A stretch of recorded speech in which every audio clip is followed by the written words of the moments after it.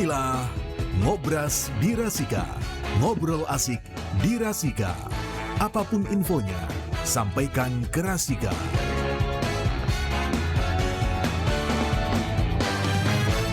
Assalamualaikum warahmatullahi wabarakatuh. 88.9 FM Rasika Pekalongan untuk kita semua. Selamat siang kawan Rasika. Ada Bagus AA yang hadir untuk menemani Anda sampai jam 11 nanti. Selama 1 jam kita akan ngobrol tentang kepemiluan, demokrasi dan lain sebagainya. Dan tentu saja bersama saya Bagus AA dan sudah hadir di studio salah seorang narasumber. Kalau kita berbicara soal demokrasi, pemilu dan lain sebagainya, itu temanya adalah berpalekat, berbicara pemilu santai lebih dekat. Dan tema kita siang hari ini lebih menukik lagi, menjaga nyala demokrasi di masa non-tahapan. Wow, seperti apa? Nyala demokrasi harus dijaga loh. Jangan sampai surut atau bahkan padam. Ya, kalau subtemanya nanti kita akan membahas terkait dengan bagaimana KPU tetap hadir untuk masyarakat meskipun tidak sedang menyelenggarakan pemilu. Sudah hadir di studio narasumber kita dari KPU Kabupaten Pekalongan, Mbak Lailatul Izzah. Beliau adalah Ketua KPU Kabupaten Pekalongan. Apa kabar Mbak Lailatul Izzah? Alhamdulillah sehat baik Mas. Alhamdulillah semuanya berjalan lancar gitu kan. Tema kita kali ini menepis dugaan adanya makan gaji buta. Iya, betul. Karena kalau di luar non tahapan itu Gitu kan ya? kita kurang tersorot. Nah, Padahal kita kurang pekerjaan kita tetap banyak juga. Betul, padahal manakala tahapan itu sudah dimulai seringnya di tepi jurang terus. Iya. Makanya kita tema kita siang hari ini menjaga nyala demokrasi di masa non tahapan. Berarti memang tahapan kalau kita lihat sih paling cepat mungkin di 2027 akhir ya.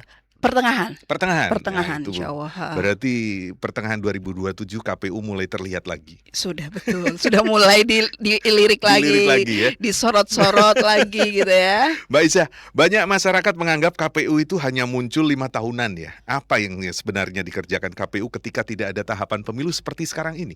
Iya, kelihatannya 5 tahunan karena branknya 5 tahun sekali. Iya. Padahal kalau sebelumnya kayak nanti aja pilkada kan beda nih. Betul. Antara tahunnya ya. Iya. Kalau kemarin mungkin kelihatannya di tahun 2024 aja itu ya. Ramai banget. Kalau pas 2019 ataupun 20 agak selisih 1 tahun ya, agak Iya. panjang itu.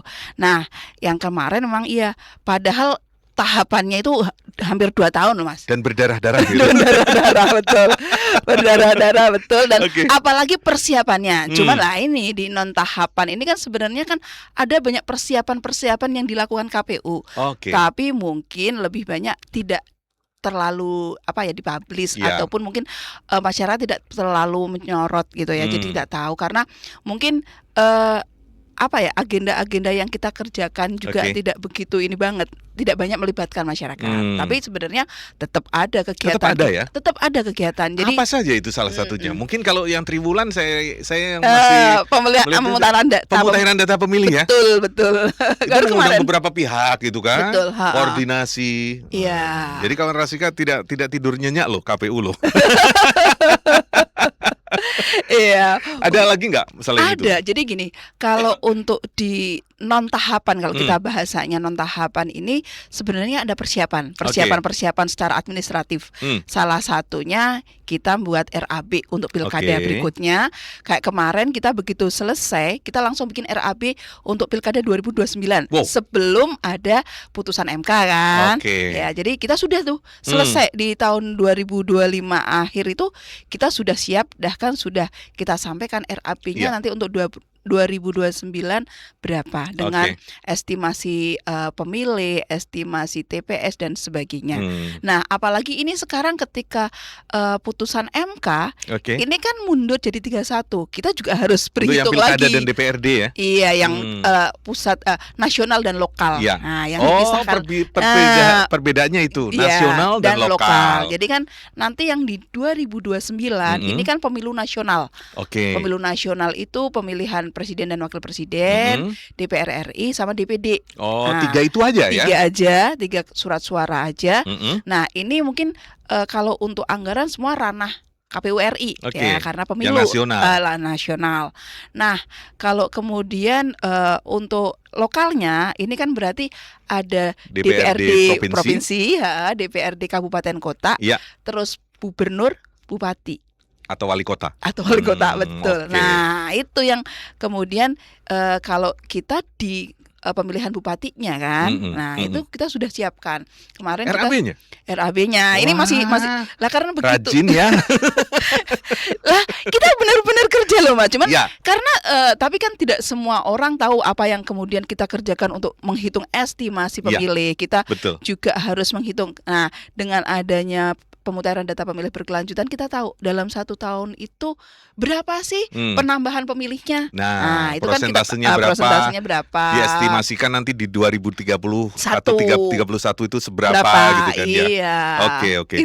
Itu salah satunya, Mas. Tapi ada masyarakat yang kalau misalnya masyarakat nih, kadang kan apalagi Pekalongan ya, hal-hal yang bersifat pemilu dan lain sebagainya itu yang penting ada duit saya datang gitu kan. Nah, itu.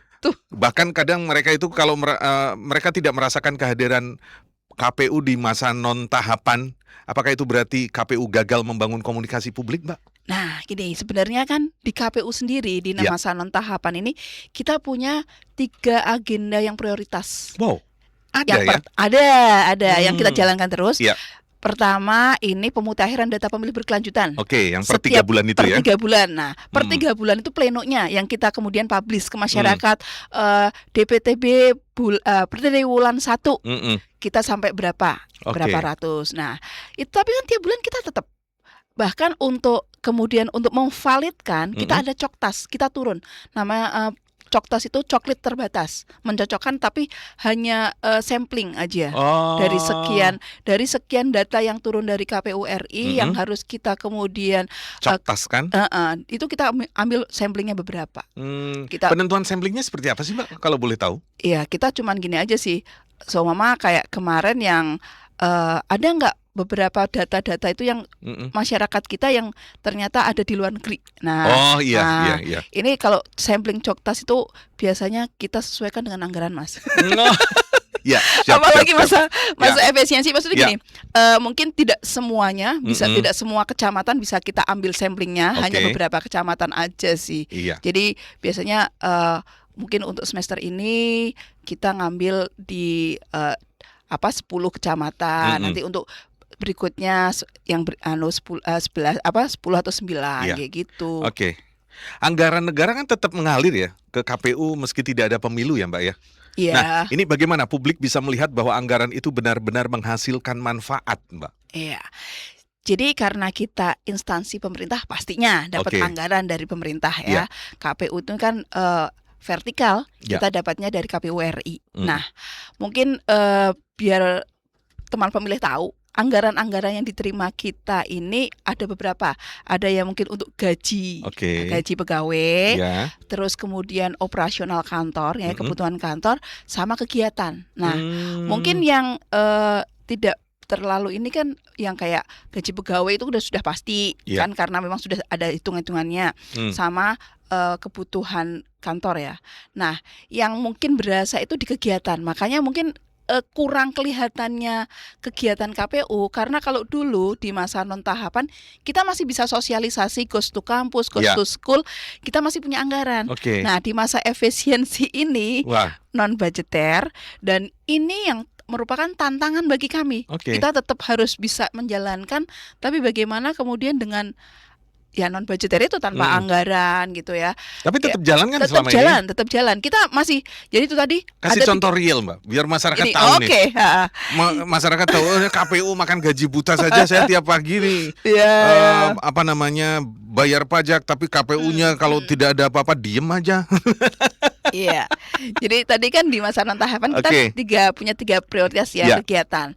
Yang tadi data pemilih ya, pemutahiran data pemilih, terus pemutahiran data parpol, yang satunya sosialisasi pendidikan pemilih. Nah, di sosialisasi pendidikan pemilih untuk tahun ini 2026 ini kita ada 80 sekolah yang target untuk kita datangi. 80 sekolah ya? 80 sekolah itu terdiri dari SMA sederajat sama SMP sederajat. Jadi kita targetnya bukan hanya pemilih pemula, tapi pra pemilih Ya, pemula. yang kira-kira di 2029 itu mereka punya hak pilih ya. Ataupun 31-nya kan, karena SMP yang sekarang umur Betul. 12, Ya. ini kan nanti di 31 sudah jadi pemilih. Oke, jadi Nah, itu, gitu ya. Iya, kita target tahun ini jadi kita sudah mengumpulkan kepala sekolah SMA sederajat, SMP sederajat, kemudian kita sampaikan, kita akan datang, tapi ya non budgeter itu, Ya. dan alhamdulillah sekolah mereka merespon baik. Nah, mereka Oke. menyambut kayak gitu. Jadi walaupun mereka tahu yang penting KPU datang itu aja, Ya. mereka nyiapkan tempat. Alhamdulillah Ya. gitu. Apalagi anak sekarang Gen Z itu urusan dongeng soal politik itu mereka nggak mau ya. Kayaknya. Tapi ada beberapa anak-anak sekarang ternyata kritis juga. Oh gitu ya? Iya. Oh, Jadi dari beberapa dari sosialisasi beberapa Ghost to School iya, atau Ghost to Campus itu ya? kita sudah ada 50 sekolah yang sudah didatangi. Wow. Dari Januari sampai sekarang itu Wah, 50 dan dari 86 berarti kurang 36 ya. 80. Jadi 80. Ya? Jadi kurang 30 lagi. Aman lah sampai Desember. Oke, Iya. setelah pemilu usai, kepercayaan masyarakat terhadap demokrasi itu menurut beberapa literasi justru cenderung turun. Apakah yang dilakukan KPU agar semangat demokrasi ini tidak ikut padam ini, menjaga nyala demokrasi beneran ini? Iya, lah itu tadi kan kita tetap sosialisasi. Cuman Oke. karena sosialisasi ini kita sebenarnya bukan hanya sekolah, bukan hanya pemilih pemula ataupun pra pemilih pemula, tapi sebenarnya kita juga ada segmen untuk perempuan, disabilitas. Oke. Dan untuk disabilitas ini kita selain mungkin komunikasi dengan Bina Akses, Oke. kita kemarin juga sudah mulai mendatangi SLB. Oh, Nah, sekolah luar biasa. Betul, itu kan ternyata punya sampai SMA. Iya, iya. Dulu iya, kan iya. kita taunya SDLB aja kan. Betul. Nah, ternyata ini kan sampai SMA, di mana mereka berarti kan usia sudah pemilih. Iya. Dan mereka sebagai warga, mereka kan juga Punya punya hak hak ya? pilih. Iya. Punya hak untuk Iya, dikasih edukasi, betul. sosialisasi juga gitu kan. Iya, Insya Allah Agustus Mas kita nanti Oh, bagus itu. pendidikan pemilih di Iya, kabar-kabar. SLB. Mas Agus rilisnya ya, Mas. Iya. Iya, iya. Oke, apakah KPU hanya bertugas menyelenggarakan pemilu atau juga punya tanggung jawab menjaga kualitas demokrasi sepanjang waktu? Ini berat sekali nih. Iya. Lah itu salah satu kita menjaga kualitasnya di situ. Kita tetap ya mungkin kita tetap menggunakan medsos seperti ini, salah satunya Oke. matur nuwun Rasika memberikan kesempatan kepada KPU kita Ya. berbagi informasi gitu Oke. ya. Kita juga menggunakan medsos KPU, web kita juga memberikan informasi. Itu salah satu upaya dari KPU Kabupaten Pekalongan untuk menjaga itu. Selain itu ya kita langsung kita karena ya ini lagi-lagi masa efisiensi, lebih banyak pasifnya Mas. Tapi Jadi KPU juga ternyata dapat efisiensi juga ya. ya semuanya kayaknya Ya Allah. yang jelas gini, mungkin untuk kegiatan yang Oke. berasa banget akhirnya kegiatannya itu kita tantangannya gitu ketika Iya. non budgeter kita harus tetap kerja. Mm-mm. Makanya mungkin nggak ada lagi yang kayak dulu bisa bagi-bagi kaos, bisa Iya. bagi-bagi itu akhirnya kita Betul. datang, untungnya ya itu kayak lembaga-lembaga ormas ini Mm-mm. kita juga kasih informasi bahwa kita siap hadir. Jadi mungkin memang kita pasif, kita ngasih informasi ke mereka, Iya. tapi kita tidak bisa memberikan kegiatan ke mereka. Jadi kita numpangi aja kegiatan-kegiatan mereka seperti itu. Kalau kita lihat tadi saya sempat singgung bahwa anak muda sekarang itu lebih tertarik media sosial daripada bicara politik ya. Walaupun mungkin ada beberapa orang atau bahkan sekarang perkembangannya sudah banyak untuk mereka kritis terhadap demokrasi. Ini bagaimana KPU bisa masuk ke ruang mereka tanpa terkesan menggurui, Mbak? Nah itu, alhamdulillah pengalaman saya Oke. datang ke sekolah-sekolah kemarin kita lebih banyak ke SMA sederajat. Ini, Baik. di SMA sederajat ini ada kok dari mereka beberapa yang cukup kritis. Jadi memang tergantung kepada anaknya. Dan ketika saya sampaikan ya pentingnya demokrasi dan apa saja, apalagi ini yang sebenarnya menjadi keprihatinan itu kan tentang money politik. Nah, Oke. dan ternyata saya juga kaget mereka itu ternyata juga paham itu dan mereka iya maksudnya gini bahwa itu tuh tidak baik dan Iya. kemudian bagaimana kemudian itu untuk bisa di ini Iya. ya. Nah itu mereka pengalaman saya ngisi ke sekolah-sekolah itu banyak juga anak-anak yang kritis. Rata-rata bertanya apa? Ini kan dari target 80 sudah berjalan 50. Rata-rata anak-anak yang kritis itu bertanya terkait apa sih Mbak? Apa money politik atau bagaimana mereka ingin menjadi seorang politisi atau apa? Lebih banyak ke salah satunya adalah money politik. Oke. Karena mereka Itu yang paling prihatin, banyak ya? prihatin dengan maraknya itu kan, maraknya money politik dan Baik. bagaimana kemudian money politik itu bisa anulah ya.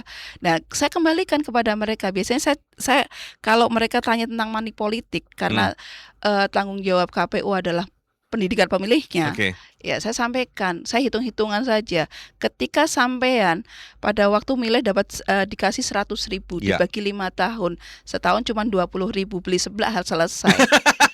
Iya kan karena mereka kan kalau Iya, kalau iya, iya, iya. kalau saya mungkin bakso gitu Iya. ya. Generasi saya Betul, bakso kan. betul. Generasi mereka kan generasi Generasi saya sebelah. tauto, Mbak.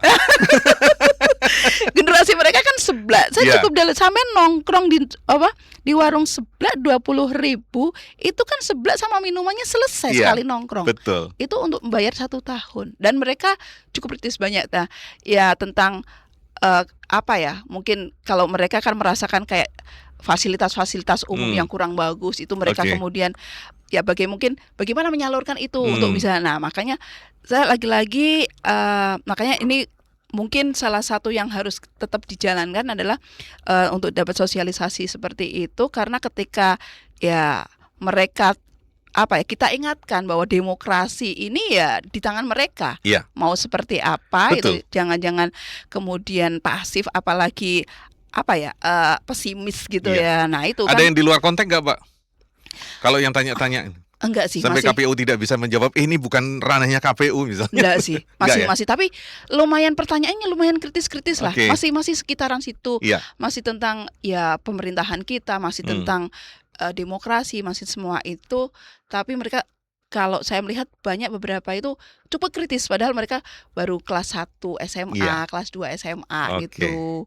Baik, kita break aja dulu sebentar ya. Kita akan melanjutkan lagi perbincangan kita terkait dengan menjaga jangan sampai padamnya marwah demokrasi bersama KPU Kabupaten Pekalongan. Kita simak pesan-pesan berikut ini. Rasika FM.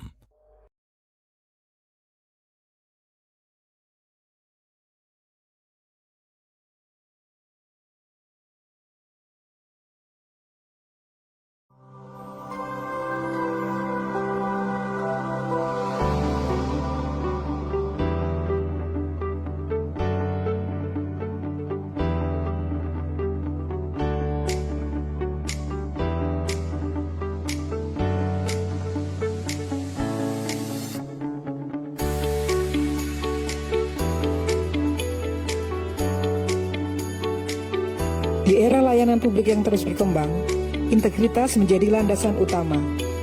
KPU Kabupaten Pekalongan berkomitmen menghadirkan birokrasi yang bersih, transparan, dan melayani.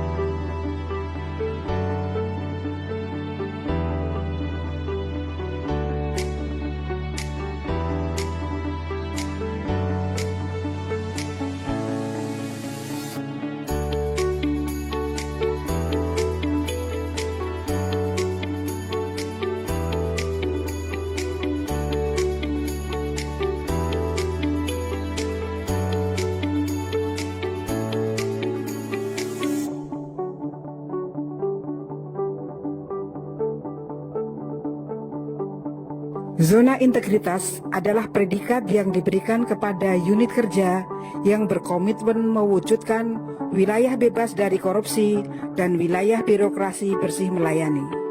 Komitmen ini bukan hanya formalitas, melainkan budaya kerja.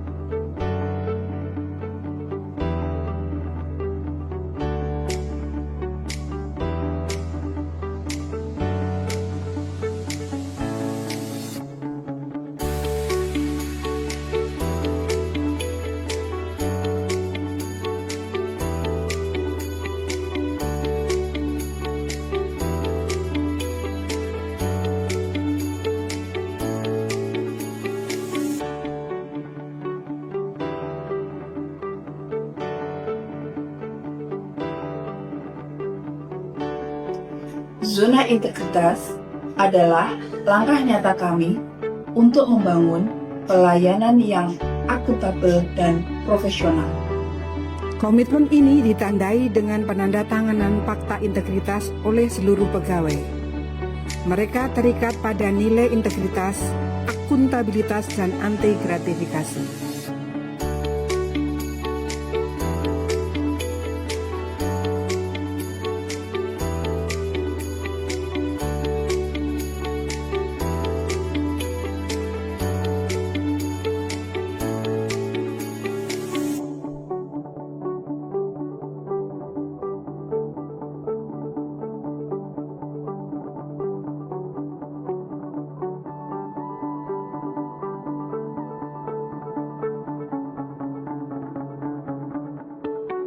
Kami siap menjadi role model birokrasi bersih.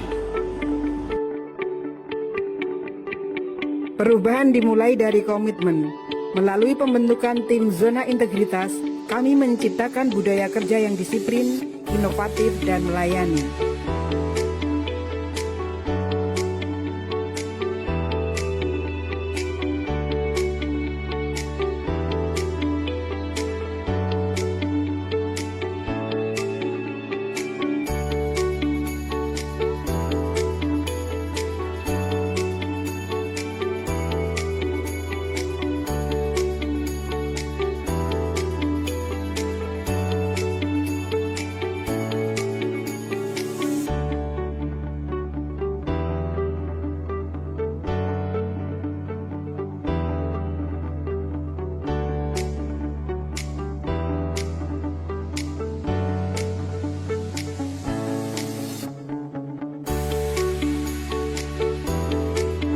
Kami bukan hanya bekerja, kami melayani dan memberi manfaat. Kami mengurangi proses manual menjadi digital. Semua layanan kini lebih cepat, transparan, dan mudah diakses oleh masyarakat.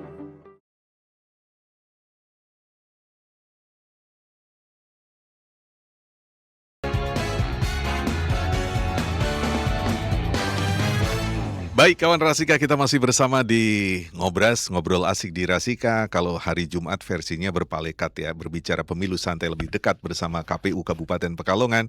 Dan tema kita siang hari ini bersama Ketua KPU Kabupaten Pekalongan, Mbak Lailatul Izzah, menjaga nyala demokrasi di masa non-tahapan. Oke, sekarang kita masih terkait dengan masyarakat lagi. Masih banyak masyarakat yang percaya hoax politik lebih cepat daripada informasi resmi. Salah satunya informasi resmi dari KPU. Apa evaluasi KPU menghadapi fenomena ini? Ya kan? Iya. Ini memang ini. kemajuan teknologi memang luar Ya. biasa, luar biasa, lompatan teknologinya. Makanya kita matiin satu, tumbuh 1000 gitu kan? iya, dan apa ya, sekarang itu yang jadi wartawan bukan yang benar-benar dari ini, seluruh Saya kalah Mbak. Iya, kadang. makanya Saya seluruh orang sekarang masyarakat jadi wartawan semua. Nah, makanya inilah kita aja masih harus menyesuaikan dengan teknologi, dengan kemudian informasinya. Kalau kemudian dianggap terlambat ya memang karena mungkin kecepatan mereka lebih dulu gitu. Kecepatan mereka langsung on air langsung begitu kan, langsung live gitu ya. Jadi mungkin makanya salah satu ya medsos kita tingkatkan. Ada beberapa kegiatan KPU yang kita live. Jadi biar harapannya informasi langsung ke masyarakat. Nah, ini yang memang kemudian jadi prihatin, ini hoax. Hoaxnya luar biasa. Dulu aja sebelum AI semaju ini aja, kita sudah beberapa kali dihantam dengan hoax gitu ya.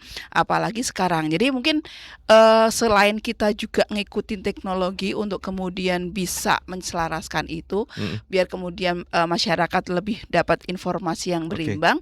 Mungkin ya kalau saya harapannya masyarakat sendiri juga lebih cerdas dalam melihat informasi-informasi itu sih. Kalau kita flashback ke 2024 itu kan medsos juga sudah kenceng-kencengnya ya.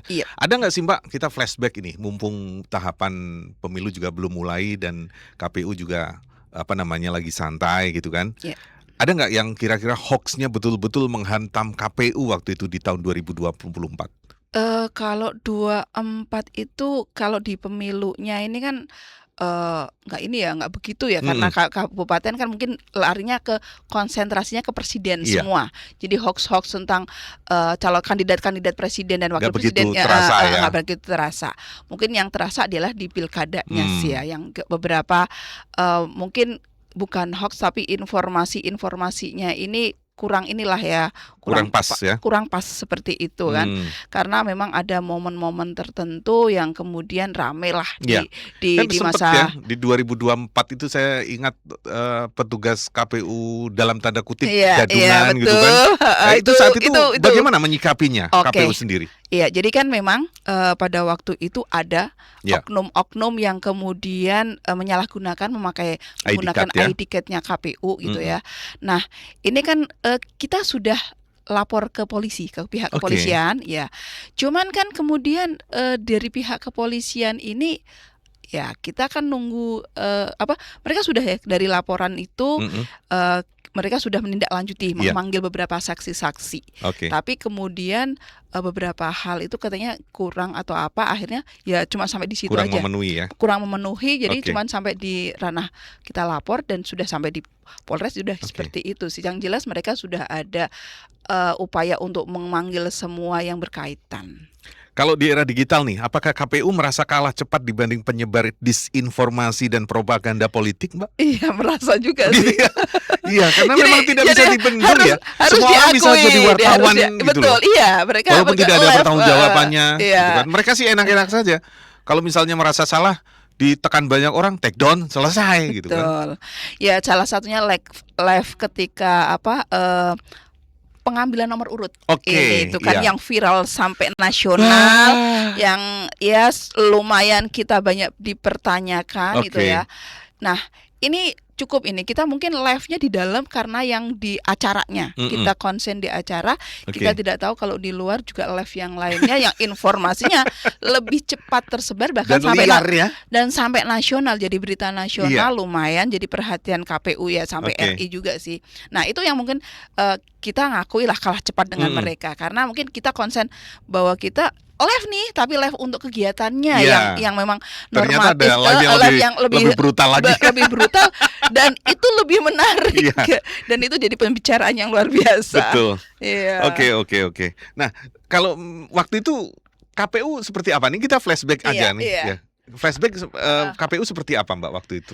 Iya, karena menanggapinya ya gimana lagi ya, itu bahasanya kan di luar kendali kita. Ya. Dan itu ranahnya kalau misalnya yang lain di luar itu ranahnya sebetulnya bukan pihak ranah keamanan ya. Iya, karena kan kita itu kegiatannya kegiatannya. Toh kegiatannya aman kan, yang di dalam lancar gitu kan. Iya. Seperti urusan itu. Yang di luar ya berarti pengamanan gitu kan. Betul ya. Cuman ya karena pada dasarnya semua tanggung jawab KPU, apalagi kejadiannya di depan kantor KPU berdampak otomatis ya. Banyak yang menganggap warga itu menganggap demokrasi itu hanya soal mencoblos. Apa yang seharusnya dipahami masyarakat tentang makna demokrasi yang lebih luas ini, Mbak? Iya. Ini kan sebenarnya kan tentang pemahaman masyarakat bahwa demokrasi itu bukan hanya sekedar memberikan suara di bilik suara selesai. Tapi gimana kemudian bahwa arti demokrasi itu kan dari rakyat, oleh rakyat dan untuk rakyat. Di mana salah satu upayanya dari rakyatnya adalah mereka memilih pemimpin. Nah, pemimpin itu kan hanya menjalankan sistem pemerintahannya saja. Karena pemerintahan kita tidak mungkin semuanya karena memang sebenarnya kedaulatan di tangan rakyat. Betul. Kedaulatan di tangan rakyat, kemudian legitimasi kedaulatan itu lewat pemilu. Karena kita negara demokrasi. Nah, ketika mereka memilih, inilah yang sebenarnya dari rakyatnya itu. Mereka memilih siapa sih yang akan mereka beri amanah. Jadi setelah mereka pilih pun tidak kemudian lepas selesai, mereka juga harus ada yang namanya kontrol. Mereka harus kemudian mengawasi apakah yang mereka pilih ini benar-benar amanah. Nah, ini yang mungkin selama ini ya karena beberapa budaya ataupun mungkin pemahaman dari mereka yang anggapnya ya sudahlah katanya mereka saya nggak ini politik karena nggak berpengaruh, padahal pengaruhnya banyak. Iya. Keputusan-keputusan politik itu berdampak kepada masyarakat. Jadi ini secara tidak langsung betul-betul KPU juga harus bisa memastikan pendidikan pemilih tidak berhenti setelah kotak suara itu ditutup ya Mbak. Ya? Sudah betul, itulah yang malahan yang lebih penting itu, karena kalau pada waktu pemilihan kan cuma 1 hari, Iya. di hari H saja Iya. itu legitimasi Mas Bagus jadi pemimpin gitu Selesai. ya. Selesai. Tapi kan itu hari pemilihannya saja. Betul. Tapi setelah itu apakah amanah yang diberikan dari rakyat untuk Mas Bagus itu seperti apa? Ini Iya. juga sebenarnya masyarakat punya kewajiban juga untuk kemudian menjaga itu, bahwa pemimpin yang mereka pilih ini amanah menjalankan apa yang kemudian mereka berikan. Maksudnya kepercayaan dari masyarakat itu, fungsi Seperti apa gitu ya? kontrolnya itu ya itu. Oke. Kalau KPU sendiri punya ukuran keberhasilan nggak sih Mbak yang jelas, misalnya selama masa non tahapan ini, atau sekedar menjalankan rutinitas administrasi saja gitu? Ada, kita KPU itu punya namanya survei kepuasan masyarakat. Oke. Survei kepuasan masyarakat ini berkaitan dengan kemudian layanan ataupun yang dikerjakan KPU. Ini nanti kemarin kita sudah menjalankan itu di semester awal. Alhamdulillah kita dapat nilai di angka 80-an. Alhamdulillah ya udah baik kayak berarti masyarakat kita ternyata cukup puas. Dan untuk respondennya itu selain masyarakat umum ada juga kita mahasiswa. Nah, mahasiswa karena kita juga pengen tahu di kalangan anak-anak muda seperti apa. Jadi kita ambil dari mahasiswa ada, kemudian masyarakat umum dari di situ. Kalau tantangan terbesar yang selama ini KPU hadapi salah satunya adalah bagaimana menjaga netralitas lembaga ketika suhu politik sedang dingin, tetapi manuver politik sebenarnya sudah mulai berjalan ini. Iya. Ya kan? Kalau kita lihat kan Kabupaten Pekalongan nih khususnya, misalnya manuver politik itu sudah mulai berjalan mulai dari sekarang. Kalau KPU sendiri seperti apa? Kalau KPU sendiri kita alhamdulillah, kalau menurut pemandang saya itu kami semua cukup netral ya, walaupun mungkin masyarakat nganggapnya biasa kan, yang sini bilangnya KPU tidak netral karena berpihak ke A, yang A bilangnya KPU tidak netral berpihak ke B gitu. Jadi kalau saya melihatnya bahwa itu sebenarnya malahan netral karena kita melakukan ataupun melayani semuanya sama, baik itu peserta, masyarakat, dalam hal seumpama mereka butuh informasi kita berikan, yang penting alurnya seperti apa. Kita punya SOP-nya. Kemudian kami juga menjalankan semua kegiatan sesuai dengan aturan-aturan perundang-undangan yang berlaku. Dan kalau menurut saya kalau kemudian ya biasalah ya subjektivitas orang untuk menilai, dianggapnya karena mungkin biasanya kan kayak saya mungkin background saya apa dianggap, biasanya malah bukan karena tingkah laku saya, tapi makan biasanya latar belakang itu yang mereka nganggapnya si ini mah mereka tidak pernah kita kalau saya yang kalimat yang saya dengar itu mereka tidak pernah ngomong nggak netral sih, cuman ini orangnya kesini, itu betul. Jadi kalau saya menilai ya Mas, ini menurut saya menurut saya, kalau saya menilai bahwa sebenarnya mereka masih menilai kami ini netral. Cuman kecurigaan mereka bahwa di antara person-personnya ini biasanya kecenderungan sesuai dengan background latar belakangnya masing-masing itu. Bahkan kalau saya kemudian, tapi dalam hati sih nggak pernah. Berarti sebenarnya kalau secara institusi semua orang di KPU itu netral. Karena di situ pasti ada yang personal saja ya berarti personal, mungkin personalnya mungkin ada condong, tapi masih dalam tingkah laku semuanya wajaran lah ya. Maupun dalam pelayanan kita masih dalam koridor perundang-undangan, aturan-aturan. Saya masih ingat sekali waktu Pilkada 2024 itu Kabupaten Pekalongan betul-betul asik banget sih. Asik banget ya. Berbagai macam, aduh ya Allah. Saya sama selaku wartawan aja sempat waktu itu dianggap tidak netral lah dan lain sebagainya. Ini sama sebetulnya nasibnya sama KPU ya kan.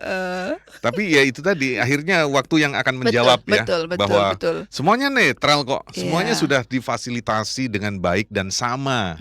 Tapi yang namanya orang itu keadilan atau keberimbangan itu dianggapnya ya subjektif ya. Betul.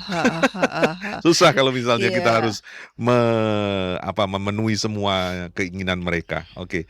Jika hari ini masyarakat diminta memberi nilai terhadap kinerja KPU Kabupaten Pekalongan setelah pemilu 2024 dan Pilkada 2024, menurut Mbak Isa berapa nilainya dan mengapa? Lah kalau tadi hasil survei, tapi walaupun itu respondennya berapa, nggak Iya. sampai 100 ya. Oke. Nah, mungkin ya di angka 80 Mas. Oke. Itu sesuai dengan hasil survei kepuasan masyarakat yang kita Iya. ini ya. Jadi Heeh. ada bahasanya, standarnya jelas lah Oke, ya. Seperti alhamdulillah itu. ya, Iya, ya. alhamdulillah. Oke, kita break dulu kawan. Kita akan menikmati satu buah lagu nanti ya. Mas Manu siapin lagunya yang bagus ya. Yang agak sedikit ngerok dikit juga nggak apa-apa, tapi asal jangan dangdut gitu kan. Kalau Mbak Isa sukanya koplo dangdut kayaknya Mbak Isa. Oke, baik kawan Rasika, kita simak pesan-pesan berikut ini. Rasika FM.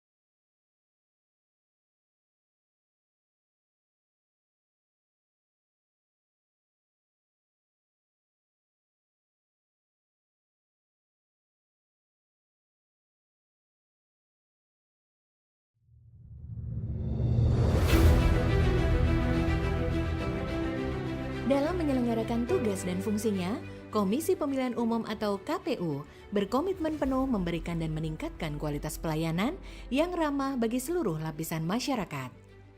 Salah satunya dengan memberikan pelayanan kepemiluan yang inklusif bagi penyandang difabel agar memudahkan partisipasi aktif dalam proses demokrasi.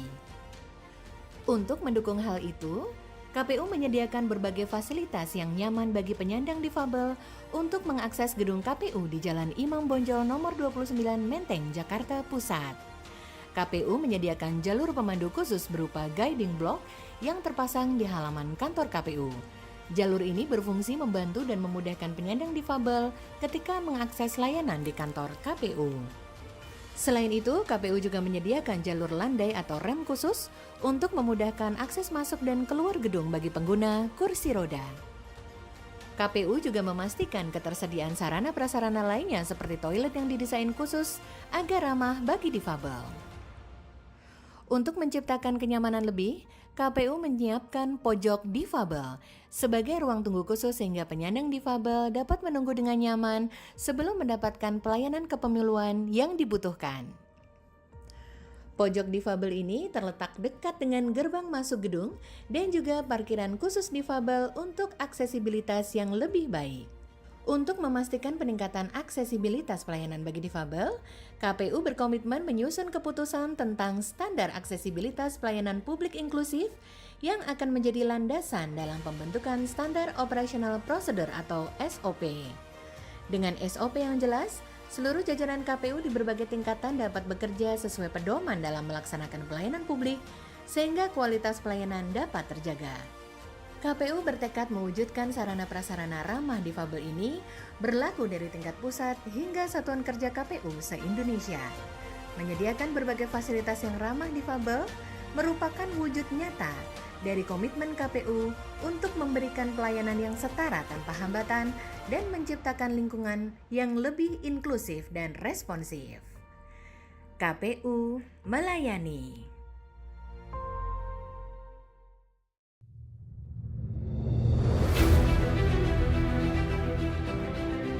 Dalam menyelenggarakan tugas dan fungsinya, Komisi Pemilihan Umum atau KPU berkomitmen penuh memberikan dan meningkatkan kualitas pelayanan yang ramah bagi seluruh lapisan masyarakat. Salah satunya dengan memberikan pelayanan kepemiluan yang inklusif bagi penyandang difabel agar memudahkan partisipasi aktif dalam proses demokrasi. Untuk mendukung hal itu, KPU menyediakan berbagai fasilitas yang nyaman bagi penyandang difabel untuk mengakses gedung KPU di Jalan Imam Bonjol nomor 29 Menteng, Jakarta Pusat. KPU menyediakan jalur pemandu khusus berupa guiding block yang terpasang di halaman kantor KPU. Jalur ini berfungsi membantu dan memudahkan penyandang difabel ketika mengakses layanan di kantor KPU. Selain itu, KPU juga menyediakan jalur landai atau rem khusus untuk memudahkan akses masuk dan keluar gedung bagi pengguna kursi roda. KPU juga memastikan ketersediaan sarana prasarana lainnya seperti toilet yang didesain khusus agar ramah bagi difabel. Untuk menciptakan kenyamanan lebih, KPU menyiapkan pojok difabel sebagai ruang tunggu khusus sehingga penyandang difabel dapat menunggu dengan nyaman sebelum mendapatkan pelayanan kepemiluan yang dibutuhkan. Pojok difabel ini terletak dekat dengan gerbang masuk gedung dan juga parkiran khusus difabel untuk aksesibilitas yang lebih baik. Untuk memastikan peningkatan aksesibilitas pelayanan bagi difabel, KPU berkomitmen menyusun keputusan tentang standar aksesibilitas pelayanan publik inklusif yang akan menjadi landasan dalam pembentukan standar operational procedure atau SOP. Dengan SOP yang jelas, seluruh jajaran KPU di berbagai tingkatan dapat bekerja sesuai pedoman dalam melaksanakan pelayanan publik sehingga kualitas pelayanan dapat terjaga. KPU bertekad mewujudkan sarana prasarana ramah difabel ini berlaku dari tingkat pusat hingga satuan kerja KPU se-Indonesia. Menyediakan berbagai fasilitas yang ramah difabel merupakan wujud nyata dari komitmen KPU untuk memberikan pelayanan yang setara tanpa hambatan dan menciptakan lingkungan yang lebih inklusif dan responsif. KPU melayani.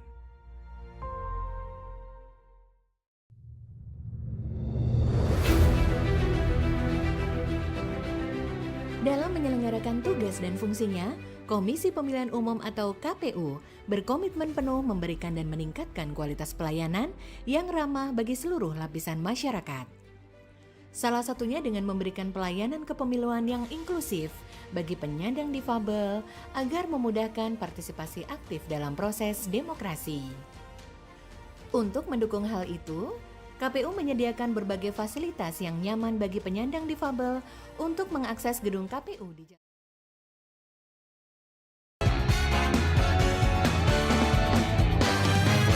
Oke, kita masih bersama di Berpalekat berbicara pemilu santai lebih dekat. Ada Rasika FM dan juga KPU Kabupaten Pekalongan. Siang hari ini ada Mbak Lailatul Izzah, Ketua KPU Kabupaten Pekalongan. Oke, ternyata ada pertanyaan juga ini dari pendengar. Mau tanya ke Bu Izzah. Saya Ahmad Ditirto. Kan pas ikut KPPS pemilihan presiden, DPR dan lain-lain itu kan ada sertifikat penghargaan KPPS. Terus kalau pemilihan yang kedua yang bupati dan gubernur itu yang ikut KPPS kok enggak mendapatkan sertifikat penghargaan juga ya Bu gitu. Oke, ada yang masuk lewat 085647773111. Iya, ini makasih Mas Ahmad Ditirto ya untuk masukannya. Yang saya tahu pasti setelah penyelenggaraan baik Oke. pemilu maupun pilkada, kita pasti ngasih sertifikat dari PPK, PPS sampai KPPS. Ya. Nah, mungkin nanti coba saya ini lagi cek lagi nanti ke kantor. Mm-mm. Untuk yang KPPS ya, ini terutama Mas Iya. Ahmad ini mungkin akan saya cek lagi apakah kemudian ada distribusinya yang ini atau gimana ya. Iya. Yang jelas yang saya tahu bikin dibuatkan Oke. dibuatkan itu nanti saya cek lagi. Ya, kalau misalnya belum dapat nanti bisa main ke KPU lah. Boleh monggo. Oke, Mbak Isa, kita lanjutkan lagi. Tema kita dalam menjaga nyala demokrasi.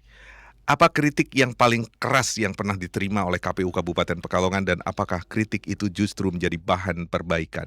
Ya itu kritiknya yang pada waktu pilkada itu ya, Oke. dianggap kemudian kita tidak netral Iya. itu ya. Dan sampai detik ini kan tidak terbukti ya? Iya, berarti sudah terjawab sebenarnya ya, sudah terjawab dan itu ya paling itu aja sih dalam penyelenggaraan. Oke, kalau KPU sendiri membuka ruang bagi masyarakat untuk mengkritik dan memberi masukan di masa non-tahapan, atau komunikasi baru dibuka ketika pemilu sudah dekat, Mbak? Sebenarnya kita setiap saat membuka lah ya. Iya. Di kantor sendiri ada yang namanya kotak saran, ya, yang mungkin masih manual, jadi kita tetap masih lestarikan itu kotak saran. Jadi masukan, saran, kritik itu kita selalu terbuka gitu ya. Nah, di lewat medsos, cuman kalau lewat medsos saya sih harapannya bahasanya yang santun lah ya. ya nyuwun sewu. Ya, jadi masalah Saya itu prihatin. netizen itu maha benar itu loh. Iya. Maksudnya gini, nyuwun sewu bukan apa-apa, bukannya kita anti kritik, Iya. bukan anti kritik. Kita juga memahami bahwa apa yang kita kerjakan kadang-kadang juga belum sempurna, butuh masukan gitu ya, Oke. butuh kemudian saran juga. Ya. Tapi ya nyuwun sewu, bisalah dengan bahasa yang lebih santun. Sebagai ya nyuwun sewu, yang saya tahu masyarakat Jawa ini kan sopan santun, Ya, dijaga ada etik. ketimuran. Betul. Jadi kita tidak akan pernah anti kritik. Tapi Oke. ya mohonlah kalimatnya lebih ini aja. Dan Ada nggak sih, Mbak, yang paling pedes, Mbak? alhamdulillah sih kalimatnya kalau untuk KPU tidak pedas. Cuman saya pernah melihat komentar-komentar yang di medsos lain lah Iya. ya. Yang medsos lain itu Brutal bahasanya itu luar biasa gitu ya. Oke. Kayak gitu. Kalau alhamdulillah kalau pas kita live ya, Iya. beberapa kali kegiatan di pilkada itu mereka sih ada komen-komen, Iya. tapi masih Tahap inilah. wajar lah ya. Iya. Mm-mm. nggak pedes banget, cuman saya kalau lihat medsos yang lainnya itu kok ya Allah gitu banget. Oke, kalau ada generasi muda yang mengatakan suara saya tidak mengubah apa-apa, gitu kan? Nah, ini sekarang jawaban Ketua KPU sendiri untuk mengubah cara pandang itu seperti apa, Mbak Isa? Iya. Jadi mungkin untuk semuanya saja ya. Mungkin Iya. memang ada beberapa orang kita yang pesimis gitu Iya. ya. Apakah mungkin bahkan skeptis gitu ya tentang demokrasi kita. Bahkan ada orang-orang yang dari dulu sebenarnya ya, dari dulu itu yang menyatakan golput. Ya. Nah, ini kan sebenarnya bentuk ketidakpuasan ataupun ketidakpercayaan masyarakat ataupun oknum orang-orang lah ya, beberapa orang. Nah, sebenarnya kalau kemudian mereka ini tahu ya, satu suara itu sangat penting. Oke. Satu suara itu sangat penting. Satu suara itu mempengaruhi. Satu suara itu sangat mempengaruhi. Karena kemudian bisa jadi 1 juta itu kan berawal dari 1. Iya. 1 juta nggak akan 1 juta kalau kurang 1. Kan Iya. cuma 999. Kandidat bisa kalah karena satu suara. Bisa saja. Kalau kalau kemudian seperti kalau contohnya pas di Pilkades ya, yang Iya. sangat amat ini ketat Betul. nih, angka 1 itu sangat menentukan. Kan pernah draw. Jadi 1 suara itu sangat menentukan. Sangat menentukan sebetulnya. Sangat Walaupun menentukan. tidak, Iya, bukan berarti tidak mengubah apa-apa gitu kan. tetap mengubah. Iya, saya jadi ingat ini tahun ini kan Pilkades ini banyak ya. Iya. Ada nggak sih, Mbak, yang desa yang sempat berkonsultasi dengan KPU, bagaimana cara KPU menjalankan pemilu pilkada atau pemilu nasional, trik-triknya dan lain sebagainya, ada nggak sih, Mbak? Sampai Sebetulnya sekarang terbuka yo. terbuka sampai sekarang belum ada yang karena kalau saya sih yakin karena sebagian dari perangkat desa itu kan mereka bagian dari Petugas PPS ya. Iya. Jadi pengetahuan mereka tentang penyelenggaraan insya Allah sudah Lebih dari cukup ya ya. sudah cukup lah. Jadi Oke. mungkin kalau kemudian untuk konsultasi yang lebih ini tidak ada ya. Jadi mungkin karena mereka sudah terbiasa jadi penyelenggara Iya. juga bagian dari penyelenggara, mereka tahu persis lah Oke. seperti itu. Jadi sampai sekarang nggak ada nih. Nah, ini menjelang pemilu 2029 nih. Apa pekerjaan rumah atau PR terbesar KPU Kabupaten Pekalongan yang harus disiapkan mulai dari sekarang agar tidak mengulang persoalan lama? Yang jelas kalau untuk di internalnya kita itu di data pemilih. Oke. Makanya kita ada yang namanya data pemilih berkelanjutan. Nah, ini yang tiap triwulan itu karena ini memang mensiasati nanti pada waktu masuk tahapan, terutama pada waktu masa untuk coklit ataupun untuk pemutahiran data pemilih ini tidak banyak yang kemudian kita kerjakan untuk menyelesaikan itu karena Oke. ini kan sudah dicicil Iya. seperti itu ya. Karena yang kita tahu penduduk itu kan dinamis. Ya. Ada yang meninggal, ya kan? Maksudnya ada yang pindah lokasi, ada yang pindah alam, Iya. ada yang kemudian jadi pemilih. Nah, ini yang kemudian kita upayakan lebih awal.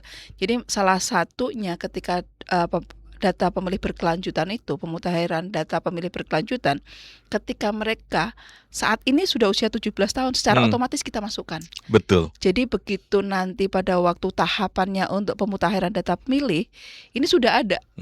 Jadi itu yang kemudian kita siapkan lebih awal. Harapannya tidak ada lagi pemilih-pemilih tercecer, tidak masuk ke DPT, Ya. kayak gitu. DPT Apalagi sekarang jumlah penduduk Indonesia sudah lebih dari 1 juta. Kabupaten, DPR, ya, Kabupaten Pekalongan sudah DPR sudah penduduknya. memberi sinyal ini penambahan 5 kursi lagi nih dari 45 Iya. menjadi 50 gitu kan. Yep. Mbak Iza kemarin juga sempat diajak ke Betul, ke KPU RI dan kemana saja itu? ke KPU RI saja Oh, oke. konsultasi kaitannya potensi penambahan kursi untuk DPRD Kabupaten Pekalongan yang dari tadinya 45 jadi 50 ya. 50. Nah, ini Kemungkinan besar di 2031 29 31 31 terrealisasi nggak, Pak? terrealisasi karena Menjadi 50 itu? cuman kita kan nunggu juga dengan aturannya kan. Oke. Kita kan pakai PKPU Iya. untuk kemudian soal pemetaan ini ya dapil itu kan, pembagian dapil. Jadi kalau kita pakai PKPU-nya yang sekarang ya Oke. yang 24 itu masih, tapi kan kita tidak tahu nanti untuk yang 31 ini PKPU-nya aturannya gimana. Nah, ini kita tunggu juga gitu kan. Kalau syaratnya sudah memenuhi, cuman tinggal regulasinya berarti. Betul, regulasinya apakah masih tetap seperti itu atau ada perubahan. Jadi Oke.